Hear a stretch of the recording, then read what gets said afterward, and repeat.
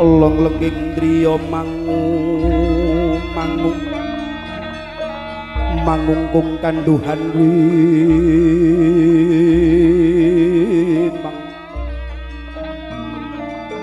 Assalamualaikum warahmatullahi wabarakatuh.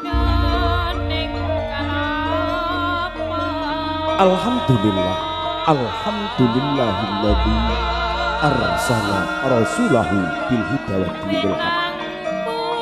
Wassalatu wassalamu ala sayyidina Muhammadin bil fatih lima ughliqa wal khatim lima sabaq nasiril haqqi bil haqq wal hadi ila siratikal mustaqim wa ala alihi wa ashabihi haqqa qadrihi miqdaril azim amma ba'du.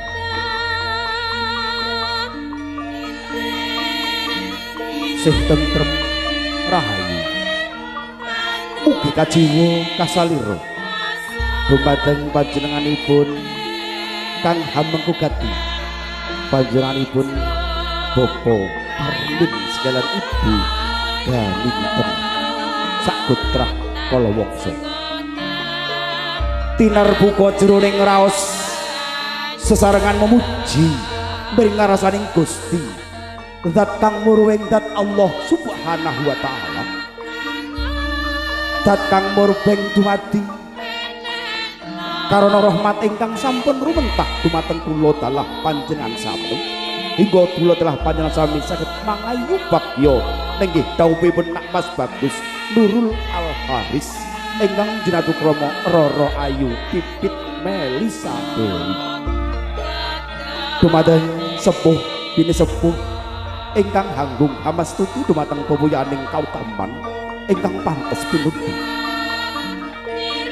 para wangemban-wangembating praja satriyane negara bida kawandam-pandom ing para kawula tasih ingkang sinuba ing pakurna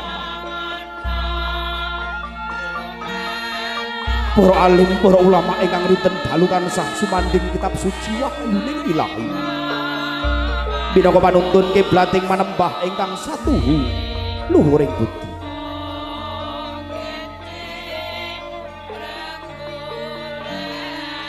Para sarjana para sujana sujananing budi ingkang sampun wenangan nampi wahyuning kasutapan ingkang satuhu bagya mulya.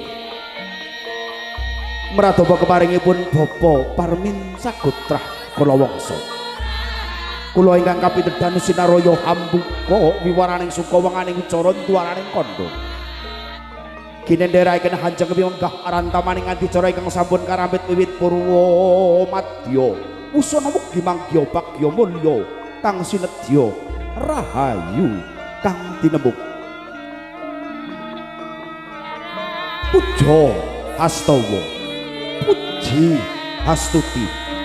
Saking ngarasaning Gusti kang Maha Kawasa karana rahmat ingkang sampun rumentah dumateng kula dalah panjenengan sami kula dalah panjenengan sami saged mangayu bagya dawuhipun Nak Mas Bagus Nurul Al Haris ingkang jinatukrama Roro Ayu Pipit Melisa Dewi. Shalawat ugi salam kunjuk wontenipun junjungan kita Nabi Agung Muhammad sallallahu alaihi wasallam ing pangajab saha panyuwunan kula dalah panjenengan sami benjang wonten yaumil kiamah pikantuk payung syafaatipun amin amin ya rabbal alamin. Sagung bertamu kakung Sumawana putri nenggih menggah rantamaning adicara ingkang sampun karambit sepisan pambuka tumuli kadherekaken dawuhing temanten saripit wonten sak ngandhaping tarung agung kacar kucur robongan jangkep tumuli adicara lung tinampi kiraping narendra kiraping satriya pepundhon atur mangke baru kadonga saking tetuwangga ingkang piniji.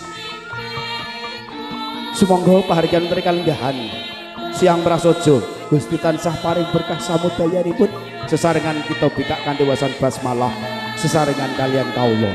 Bismillahirrahmanirrahim. Nuwun